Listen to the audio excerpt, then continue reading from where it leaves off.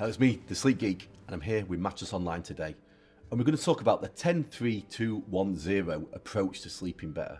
You might have read about it, it's quite a big thing on social media. And what he's telling you is, he's telling you that 10 hours before bed, you should be having less caffeine. 3 hours before bed, you should stop drinking alcohol.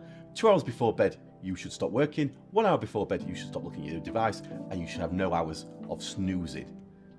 All makes sense, all can be really good, but the problem with it is, like many prescriptive approaches to sleeping better, for example, sleep hygiene rules, or the 3-2-1 approach to sleeping better, they're too prescriptive, they're not based on you as an individual. So when it comes to caffeine, for example, you need to work out the rate that you metabolize caffeine.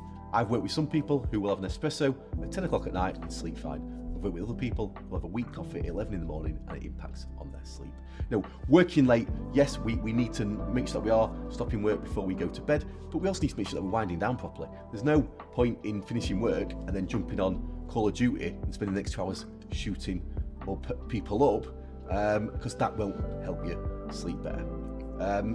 1 hour before bed, it'd be great if we could not use our device. But in fact, the device is not the problem. It's what we choose to do on it. So rather than maybe focusing on not using the device, which for some people can make them quite anxious, we could be focusing on maybe not looking at work emails, or we could make sure that we're not on social media looking at what Sandra from school's been up to, because Sandra from school annoyed us at school, and she's definitely annoying us before bed.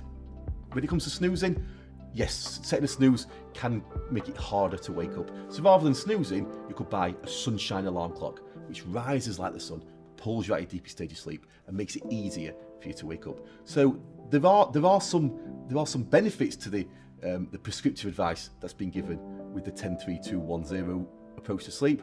But for you as an individual, you need to think about you and make sure that you've got a sleep routine that works for you, and you've got a sleep environment that works for you. Because very much like our behaviours before bed, when it comes to things like mattresses, duvets and pillows, we need to make sure that we have the right one for us, and we're not believing that there's one mattress for everybody.